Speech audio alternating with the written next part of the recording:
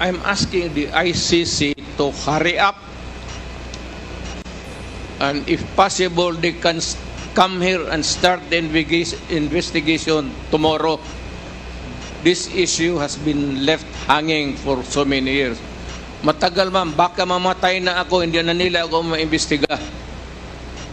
So I'm asking the ICC through you na magpunta na sila dito bukas, umpisahan na nila ang investigation. And if I am found guilty, I will go to prison and rot there for all time. Inusisa naman ang dating punong ehekutibo sa isyu ng pabuya para sa mga tauhan ng pulisya sa operasyon ng mga ito kontra iligal na droga at kriminalidad. Hindi niya itinatangging may pabuya siyang ibinibigay para sa mga ito.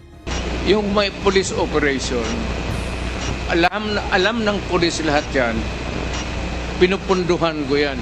O ito, pagka na-accomplish nila yan, sir, may sobra, magsabi ang police officer o lead official, sir, may sobra, hindi na ubos yun.